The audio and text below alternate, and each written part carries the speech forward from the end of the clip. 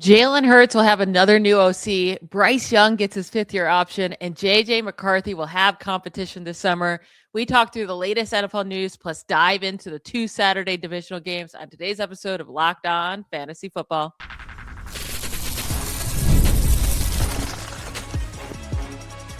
You are Locked On Fantasy, your daily NFL fantasy podcast. Part of the Locked On Podcast Network, your team every day. Welcome to the Locked On Fantasy Football Podcast, part of the Locked On Podcast Network, now the #1 sports podcast network. Thank you for making us your first listen every day. I'm one of your co-hosts, Michelle Magdziuk, and when I'm doing this, I'm a researcher and fantasy analyst with NFL Network. And I'm your other co-host, Vinnie Iyer. When I'm not doing this, I'm writing about NFL, fantasy, and betting for sportingnews.com. And news has been coming out quickly across the NFL. We had the firings of Mike Tomlin stepping down, and firings of a lot of these big head coaches that we've talked about already. But then yesterday, we get the Eagles firing their OC, Kevin Patullo. We have Bryce Young's fifth-year option getting picked up. And now we have Kevin O'Connell talking about how he wants a quarterback competition for J.J. McCarthy this summer. So we're going to get into that news, and then we'll get into the 2 games on Saturday, the 49ers at the Seahawks and the Bills at the Broncos, talking about the guys that we'll think will have the biggest games, some DFS plays, and who we think will win those games. So let's start with the news here. Eagles fire OC Kevin Patullo. We figured this would happen, but now it just feels like every other season there's a new OC with Jalen Hurts, and every other OC seems to be a good fit, right? Shane Steichen, great with Jalen Hurts. Kellen Moore, great with Jalen Hurts in this offense. Brian Johnson and Patullo, though, on the other hand, not so much. So who do they grab? Will it be better? I mean, that's all we can hope for, right? Because this year, I don't know if it was Patullo's fault or not, but that offense was not giving us the fantasy points we were expecting. Yeah, I think what happened here is they didn't adjust well to the situation. And when I say that is tied to just like their offensive line not being as good, right? Lane Johnson was hurt near the end, but they were not as effective inside. So they didn't have the automatic power running that was fantastic last year with Saquon Barkley eclipsing 2,000 yards and having a lot of explosive runs as well as very efficient running, right? So they didn't really have that going this year going on. And partly because Saquon Barkley was run into the ground with his workload last year, all the way through the Super Bowl. That was a lot. And to recover from that and be as effective and being at an older age, that wasn't going to happen. So they still were a little bit reliant on Barkley, but it wasn't as effective, so they can open up the passing game. They maybe relied on the run too much and couldn't get a rhythm that you wanted with Jalen Hurts throwing the ball. And they just didn't have like that true identity, right? Last year, you knew they're running, big play passing, Jalen Hurts finishing or Barkley finishing the goal line. This year, it's like, okay, we'll throw to Dallas Goedert off the fake tush push. We'll occasionally get our receivers involved. We're not quite sure if we want to throw to A.J. Brown or not from game to game, right? It was just so disjointed. You didn't know what to expect. Like, I thought they were going to come out firing against the 49ers, right? Everything said the secondary is depleted. Let's throw on this team. Instead, they run. And it got 100 yards, but who cares? They didn't win the game because they didn't have enough explosive plays against a kind of just beat up pass defense. So that's what really cost Patullo in the end. So the Eagles were just so good with Kellen Moore, and Moore was actually good at it with the Saints, even with his limited personnel. Seeing what the defense was, seeing what to do week in and week out, how much you trust throwing downfield versus running and all that. And he blended those things really well for the Eagles, and Patullo just was not going to be as good because he's simply not as good. I mean, Steichen and Moore were good for a reason, and they got head coaching jobs out of it, right? No one's going to be knocking down Patullo's door to get these jobs that are open in 2026. So, again, only good things can follow. I'll just say that. I think they need to fire someone, or they need to hire someone who kind of gets it, right? Really meets with Hurts, can build a relationship with A.J. Brown and maybe be the go-between screen buffer, whatever you want to call it, between him and Nick Sirianni. So Brown is kind of managed massage personalities. So managing the personalities is just as important as managing the play calling in this one. So they need to get this hire right. And I think we'll have a good answer. There's just a lot of good candidates available. I think Brian Dable, again, we mentioned this the other day, would just be a really good fit here. And we've seen him love to target his wide receiver ones, right? With Stephon Diggs, he got so many targets. Malik Neighbors, when he was healthy, so many targets. So that could be really interesting for A.J. Brown to see there if he ends up staying and being happy. But I would like the Brian Dable hire there at OC. Now, the Panthers picked up Bryce Young's 5th-year option. He's heading into his 4th year. I'm a little surprised they picked this up, right? Because I mean, I know he had a career year this year, but it was still below average for a quarterback. He 23 passing touchdowns, 11 interceptions. Sure, that was by far his best. Still only 6.3 passing yards per attempt this year. Career high 87.8 passer rating, but that's still pretty bad for a quarterback. So I don't know. I don't love them doing this. I would have rather them just kind of play it out because I don't expect him to make this big jump. And for fantasy, it just really hasn't been there for him. He's a streaming option each year. If it's like a really good matchup, like, the Falcons, he seems to be able to put up big games against, or, just a team with a bad defense. But besides that, he just hasn't been that great. And for Tetairoa McMillan, I think it caps him, right? Like, I think McMillan can be this great wide receiver. He had a pretty solid rookie season overall. But with Young as the quarterback, I just don't see McMillan ever being like a top 12 type of guy. Yeah, it's interesting. The other team he played really well against, going 1-1 against, was the Rams. I mean, somehow he had the Rams number throwing all over the field on that defense. So go figure. But Bryce Young, yeah, he's kind of teased us a little bit. Okay, so we had one level of him being better with Tetairoa McMillan. Then we've seen the Jalen Coker thing from the end of the previous season. He kind of put those two things a little bit together. We haven't seen them have a healthy Jatavion Sanders to be impactful. That's the thing. You need to get those 3 receivers. That's a key to any of these teams. You need to have those 3 receivers coming together and really being effective. And they need 3 targets to do that to make the quarterback good. And Bryce Young ran and can do that, but is not his primary goal. And he's not a, quote, running quarterback. He's still a guy that needs those weapons to be effective. So if they can somehow mesh the usage of Coker and McMillan being healthy, working the tight end a little bit more, try to figure out who do they want to trust more in the backfield, maybe get their offensive line a little bit more fixed. We'll see about Ike Conwu. Does he come back healthy? He got hurt in that game against the Rams. So there are a lot of things that they need to answer up front. I think it's still a building work in progress at Dave Canales. We say that. It's been a few years now with Bryce Young, but yeah, it's not as exciting for McMillan, that's for sure. But from a Panthers perspective, you look at it, look, they underachieved. They're 8-9. They still won the division, and they pushed the Rams to the brink. So why not get one more cheap season out of Bryce Young? But then this is it. If he doesn't give you that higher ceiling here for Canales, this is when they make that move. So I think it's part of a cost move as well. What else are they going to do right now? They're not going to attract a really top quarterback to come there, right? And they don't want to go like an Aaron Rodgers route. So this is what they're stuck with. Let's just hope it has a little bit more consistency with Coker, McMillan, and maybe that third weapon. Now, Kevin O'Connell says he wants to bring in competition at quarterback to compete with J.J. McCarthy. It makes sense. Pretty terrible year for McCarthy overall. 57 completion percentage, 73 passer rating, only 11 passing touchdowns over his 10 starts this year with 12 interceptions. So not a pretty situation. And he just couldn't connect with Justin Jefferson. Apparently the only quarterback who can't. There will have some options for competition. Like maybe they go the Mac Jones route, right? Maybe Daniel Jones, if they feel like he can come back from his injury and the Colts move on from him. Maybe they go with a new rookie. I feel like that's not as likely. You brought up Aaron Rodgers, but I don't think Aaron Rodgers is going anywhere to compete. Like either give me the job or you don't, right? But I have one idea for you, Vinny. Bring back Kirk Cousins and see if you could do one last ride with him. Yeah, that's not a bad idea at all. I mean, we know he does well in that system, so that's for sure. Like the system that they ran in Atlanta was similar, so he had that transition there. The Rams kind of adjacent look here. So yeah, I think you can go back there.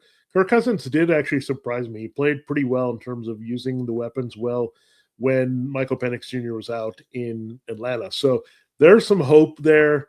This team isn't afraid to go back to the well. That's why we're seeing Jones and Cousins floated out there, 2 guys that used to work for the Vikings. I don't know if they'll go back to Case Keenum.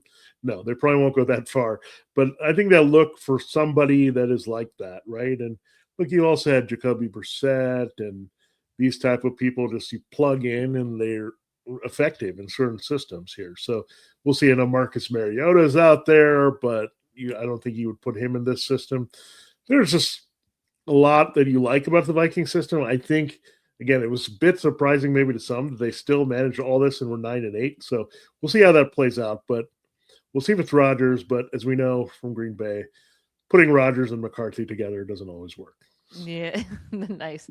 Yeah, I don't think the Aaron Rodgers situation there that would make much sense. But we are going to transition now to the divisional games. We're going to get into the Saturday games today. We'll discuss the Sunday games tomorrow. Let's take a quick break and we'll jump right into it. Let's be real. No one starts a business for the joy of calculating tax withholdings or managing payroll spreadsheets. That's where Gusto comes in to take the stress out of payroll, benefits, and HR so you can focus on running your business and supporting your team. Gusto is the all-in-one remote-friendly payroll and HR platform that makes managing your team simple, transparent, and fast. Whether you're hiring, onboarding, or paying employees, Gusto helps you do it all from one place without the hassle or hidden fees. Gusto's automated tools like offer letters, onboarding materials, and direct deposits can save your company hours every week. And knowing you can reach certified HR experts anytime gives you real peace of mind. Try Gusto today at gusto.com/LockedOnNFL and get 3 months free when you run your first payroll. That's right, 3 months of free payroll at gusto.com/LockedOnNFL. One more time, that's Gusto. GUSTO.com/LockedOnNFL. Hey, it's Matt Derry from the Locked On Lions podcast. The people I love depend on me. If I'm gone, the financial responsibilities don't disappear. I didn't want my family figuring things out during the hardest moment of their lives. That's why I knew only one place to go. I chose life insurance through my friends at Ethos. Ethos makes getting life insurance fast and easy, 100% online. You can get a quote in seconds, apply in minutes, and get same-day coverage. There's no medical exam. You just answer a few simple health questions. You can get up to $3 million in coverage. Some policies are as low as $30 a month. I love the folks at Ethos. Protect your family with life insurance from Ethos now by going to ethos.com/LockedOnNFL. In as little as 10 minutes, you can get the free quote and up to $3 million in coverage at ethos.com/LockedOnNFL. That is ethos.com/LockedOnNFL. Ethos.com/LockedOnNFL. Application times and rates may vary.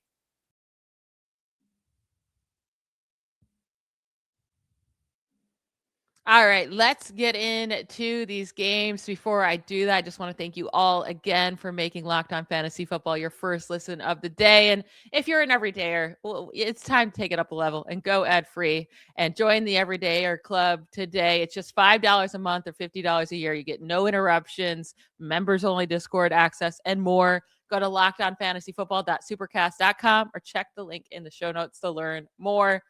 Let's start with this 49ers at Seahawks game. I mean, we just saw this game in the same location at Seattle a couple weeks ago in week 18, and it was not a fantasy performance that we're going to remember, right? It's a 13-3 game. We need these offenses to do more, specifically the quarterbacks, because really the only players that were exciting in that game were the Seahawks running backs that were able to put up some numbers against the 49ers defense. But Brock Purdy, Sam Darnold, both had fewer than 200 passing yards, with Purdy all the way down at 127, Darnold at 198. Neither one threw a touchdown or had a touchdown in the game, and Purdy had an interception to join that as well. So which of these quarterbacks do we think can break out in this game? Because it feels like Mike McDonald really knows how to stop this 49ers offense. But then Sam Darnold hasn't been a very good fantasy producer. And honestly, the 49ers defense has really stepped up the last 2 weeks against the Seahawks and the Eagles. So if you had to go with one of these guys, who are you trusting to have a good week for some fantasy performances? Well, based on their playoff performances, I've seen one take his team to the Super Bowl and go deep in the playoffs. I've seen the other one have another big season like this with the Vikings. Oh, that was just last year, and totally look horrendous in the playoffs. So Sam Darnold, I think this is one of the most polarizing things some people think Sam Darnold has had a big season for the Seahawks. And in some ways he has, right? He's thrown it downfield, but then I challenge that by saying the Seahawks are the run heaviest team in the NFL. They've got one really great receiver who's going to win the Offensive Player of the Year award in most cases with Jaxon Smith-Njigba. They also turn over the ball at a very high rate for a team that's this good, right?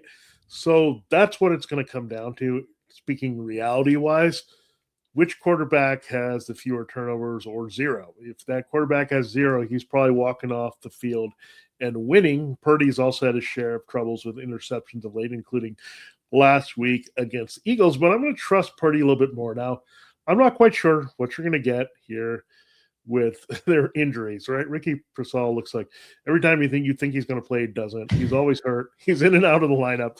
We know Brandon Ayuk is not coming back for the playoffs or anytime, maybe. So then Juwan Jennings has to step up. You had Demarcus Robinson. That was insane last week. You have to hand it to him. They're finding different dudes. Kyle Juszczyk has needed to make some more plays as well because they lost George Kittle. So they're going to have Jake Tongas make some plays. I think overall, in a weird way, I think the 49ers have more weapons here when you throw in McCaffrey being a big part of what they're doing. Well, basically, it's like as JSN goes, Darnold goes. You throw in Cooper Kupp, but they're not really hitting on those big, long passes of late either. The 49ers will protect against that. So I'm going to trust Purdy. I'm not sure I want to say I want to go in with him. The Seahawks defense is so good. It's going to be loud on the road. It's going to be tough. Don't get me wrong. But I'm going to say who has a better game. I think it's going to be Purdy in this one. I think the scrappy 49ers defense will continue here this week. Yeah, it's going to be hard if you're playing in DFS, FanDuel lineup, or anything like that, or looking at projections to take either of these guys, and expect a big performance from them. I will say Purdy has been running. You should be able to take his rushing total over. Maybe we'll talk about that on Friday's show with Prize Picks, but over 20 rushing yards in each of the last 3 games, including 21 rushing yards against the Seahawks. They were dry, they finally started to click, and then CMC dropped that ball that turned into an interception and just kind of felt like game over. So I do think that the 49ers offense can look a little bit better, but I would expect this to be another low scoring game. They need to feed Christian McCaffrey a lot more. He only had 8 carries in week 18 in that loss. That's unacceptable. Get him more carries. He did have 7 targets though. And with Kittle out, he's going to get the 7, 8, 9 targets. So he should be involved as a receiver. And then you brought up Jake Tongas. when he has to fill in for George Kittle, it's been good. In games with more than 4 targets this season, 3 of those games, 13.3, 13.6, and 15.5 fantasy points and half PPR, scoring a touchdown in 3 of those games. So I like him to score again in this game. We know the one area you can kind of beat the Seahawks. It's not with your wide receivers. It's with your tight ends. They're going to have to lean on Tongas and CMC to get it done. So I'm staying away from Pearsall if he comes back. I'm staying away from Juwan Jennings. Really, the only wide receiver you're excited about in this game is JSN. It's not like he had a big game, though, against the 49ers. 6 receptions, 84 yards. It wasn't a massive game. So we'll see what he can do there. But what about these running backs and Kenneth Walker or Charbonnet? These were the guys who put up the big games against the 49ers.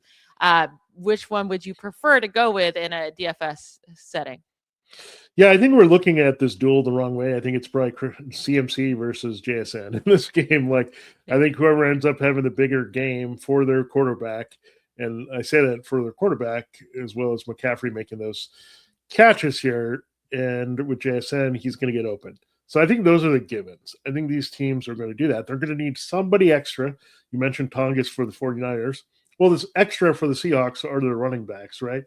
They can sometimes go as these running backs go. And look, Zach Charbonnet is a guy that you have to trust more because he's the guy that when they get downhill and get going, he's going to get the touchdowns. And Walker just, again, is more the complementary back, even though he's the, quote, lead back in this. Charbonnet is the guy they tend to trust in the high leverage situations when they've got a lead, all that. So you did see that Saquon Barkley had a good rushing effort against that 49ers D, but I think that's maybe by design. I think they're going to give up the rushing yards if they're not explosive, right? If they can avoid the explosive plays, if it's like maximum 5 to 7 yards as a long run in this game, they'll be happy with that. They'll contain it. they're going to try to push it to third down, I think, as much as possible with Sam Darnold. So I think they'll give up those runs. They just don't want to give up the long runs. That's what killed them in the first game. So that's what I'm looking for. But if I had to go with one, I'm going to say Charbonnet only because, again, you look at the scoring, you look at the key roles sometimes he has, and he can balloon into that 20 carries where you're not seeing that from Walker. Yeah, I'm with you. And then the Seahawks are 7-point favorites. I think that's a little too much. Yeah. I know they just won by 10 points, Too but high. everything kind of had to go their way in that game to win by 10 points. So, maybe this, I think it's going to be a super close game. Seahawks could win at home, obviously, but 7 points is too much. And then the over-under is 44.5. There are 2 games this year. Week 1, 30 points total. And then this week 18 game, 16 points total. So it's hard to take that over. Yeah, take that under. We're going to move on to the Bills at Broncos game. It's going to be another tough game for these offenses. We'll get to that right after a quick break. This episode of Locked On Fantasy Football is brought to you by Quo. New year, new systems. This is a time when a lot of us look at the messier parts of how we run our business and think there has to be a better way. And there is. Streamlining your communications is one of the quickest upgrades you can make. That's why today's episode is brought to you by Quo. That's spelled Quo, the smarter way to run your business communications. Because when your team is reachable, organized, and communicating in one place, you're not just working cleaner, you're creating more opportunities to connect with customers. I love how simple Quo makes everything. Your whole team can call and text from one shared business number so nothing gets missed. Works right from your phone or computer, so you can even keep your existing number. Quo's smart AI tools automatically log calls, summarize conversations, and highlight next steps so details never slip through the cracks. It's no surprise Quo's the number 1 rated business phone system on G2, trusted by more than 90,000 businesses, from solo operations to growing teams. Make this year where no opportunity and no customer slips away. Try Quo for free, plus get 20% off your first 6 months when you go to quo.com/LockedOnNFL. That's quo.com/LockedOnNFL. Quo, no missed calls equals no missed customers. This episode, Locked On Fantasy Football, is also brought to you by Home Chef. As the new year gets going through the first month, a lot of people are trying to simplify routines, and dinner is a big one. Between busy work days, cold winter nights, and packed schedules, having an easy, reliable dinner plan makes a huge difference. That's where Home Chef comes in. Home Chef takes the stress out of cooking by delivering fresh, pre-portioned ingredients right to your door with easy-to-follow recipes that actually taste great. They're rated number 1 by users of other meal kits for quality, convenience, value, taste, and recipe ease, and it's easy to see why. There are more than 30 weekly options, including family-sized meals and different dietary choices. Recipes are simple, but feel elevated, even restaurant quality, with dishes co-created by chefs such as Gordon Ramsay. Everything arrives pre-portioned, so there's less prep, less mess, and no wasted food. And you can save time and money. Home Chef customers save an average of $86 per month on groceries. For a limited time, Home Chef is offering listeners to you, Locked On Fantasy Football, 50% off your first box, free shipping, and free dessert for life. Just go to homechef.com/lockedon. That's homechef.com/lockedon for 50% off your first box, free shipping, and free dessert for life. Must be an active subscriber to receive free dessert. All right, Michelle, it is time to look at the other Saturday game there in the playoffs. We'll save the Sunday game breakdown for you. Bears, Rams there for you, and Patriots, Texans for the next show. So tune into that. But we'd have another game on Saturday. It's Bills at Broncos. This is actually a playoff rematch from last year's wild card round. It was not very pretty for the Broncos. It was 31-7. That was in Buffalo. This is in Denver. This is against a 13-4 team. This is against a team that played in the wild card round themselves, beating the Jaguars. So the first question we got to ask, is Josh Allen going to have another big game on the road? Look, he came through in Jacksonville, but Jacksonville does not have a very good pass defense. This team has a very good pass defense. He's facing in Denver. Plus, yet another receiver goes down. Shavers is out for the season. So they're dropping like flies. You basically have Brandon Cooks and Khalil Shakir that he can trust now along with the tight end. So does Josh Allen still get it done? Do we care anymore? I think Josh Allen will still get it done no matter how he needs to do it, because playoff Josh Allen is no joke. He's going to get out. He's going to get it done. Now, is it Tyrell Shavers is also out? Or are you talking about Gabe Davis here? Because no, he's out too. He's out too. So you have Gabe Davis and yeah, they're all out. So I didn't even realize Shavers tore his ACL. Jeez. Yeah. I mean, I don't think Shavers could be that big of a loss, but they are losing everybody. They still have Cleo Shakir, though, and Brandon Cooks, I guess, and Keon Coleman, who come on, step up, and Dalton Kincaid. So there's enough there. And really what it comes down to is Josh Allen's going to spread the ball around. He's going to use his legs. And they're going to have to rely on James Cook as well. But I think Josh Allen will still have a big game, maybe not a monster game, but I still think he can be trusted. Now, James Cook, though, on the other hand, this is two really hard matchups for him to start these playoffs. He got the number 1 rush defense in Jacksonville last week. The Broncos were the number 2 rush defense in this regular season. So, this last week against the Jaguars, they held them in check. Only 46 rushing yards on 15 carries. Do the Broncos do the same? That's the worry here. Yeah, and if they do the same, they can clean up with the pass defense, unlike the Jaguars, right? Yeah. I think they were okay with it last week because there were some matchups. We talked about the tight ends, and Dalton Kincaid took him a while, but he came through with a touchdown and a big play when they needed it down the stretch. And then middle of the field, they were not very good in the slot. They exploited that with Khalil Shakir. Well, the Broncos are good basically everywhere. You have to throw the middle of the field against them for sure. That's where you have to attack. So the 2 tight end sets should help a little bit for Josh Allen. I think that's the best path here, but I don't know if it's going to help James Cook all that much. And again, they haven't been throwing a lot to James Cook either to make up for it. They usually just say, okay, we'll bring in Ty Johnson and those type of situations when they need to. But yeah, I think James Cook should be better. I think he has a better shot at scoring a touchdown this week because Broncos are not totally they're good against the run, but you can run if you can stay in the game with them a little bit. And definitely they should be in the game because Bo Nix sometimes starts slow. Not sometimes, a lot of times. He did have 7 game-winning drives. This team had that many close games this year. So they live by the close game. You could say the Bills do the same thing. So it's probably going to be decided in the fourth quarter. So I think James Cook, your best bet is for him to score a rushing touchdown, which he does in most games. And if he didn't do it last week, you think he's in position to do that this week. And keep in mind, Josh Allen pilfered the one for the win last week. So Cook easily could have got that to kind of save his day. But I think Cook rebounds, but not a big game in any way. Now, what about Bo Nix? Can he be trusted at home? The Bills were the number 1 pass defense in the regular season. Now, Trevor Lawrence threw 3 passing touchdowns against them. He did also have 2 interceptions, just 207 passing yards. He had 31 rushing yards, right? So it wasn't a terrible fantasy day for Trevor Lawrence overall in that wild card round against the Bills with 19.4 points. But Nix, he's been up and down, hasn't had a great fantasy season, but he's been running a lot lately, over 40 rushing yards each of the last 2 weeks. So that's one area that could be interesting for Nix this week is his rushing against this Bills bad rush defense. But I don't know. I think this is also going to be a low-scoring game overall as well.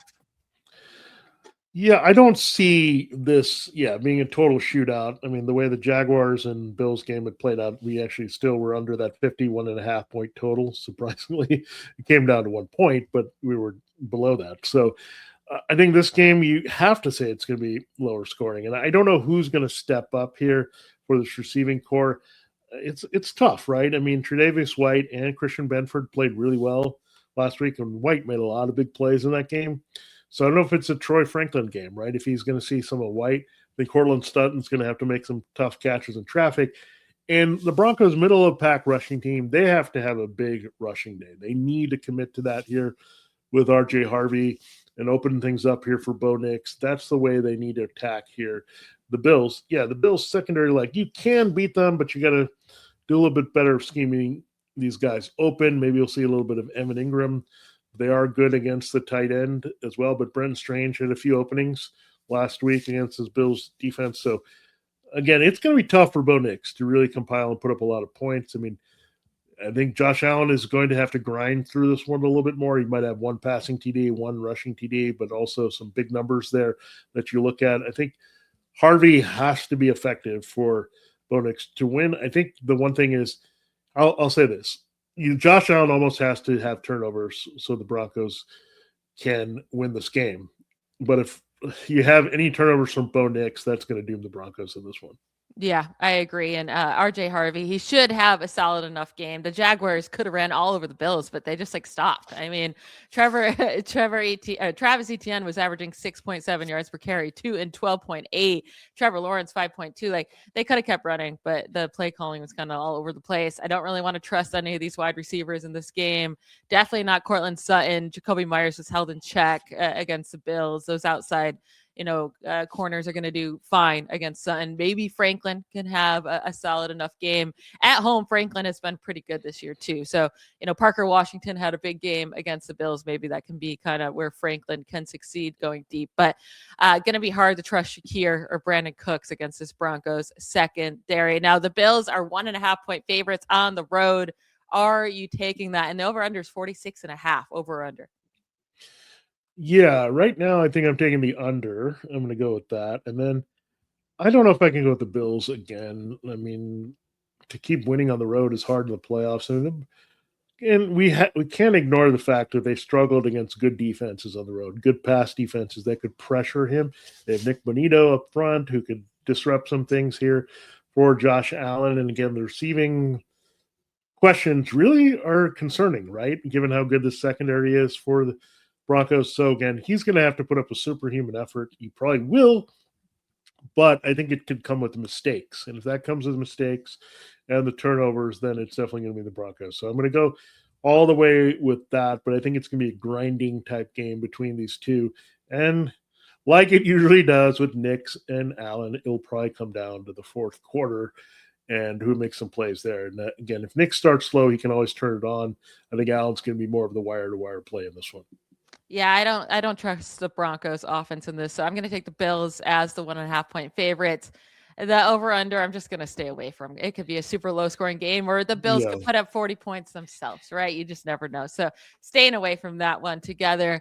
That is it for today's episode. Thank you for tuning in today to Locked On Fantasy Football. We will be back tomorrow to hit on our favorite game bets, player props, and DFS plays of the week. Make sure you subscribe and follow Locked On Fantasy Football so you get all the latest episodes. And don't forget to sign up for the Everydayer Club. If you never miss an episode, it's built for you. You get our show ad-free, plus members only Discord access and more. Head to lockedonfantasyfootball.supercast.com or check the link in the show notes to join the club. We'll talk to you tomorrow. Bye, y'all.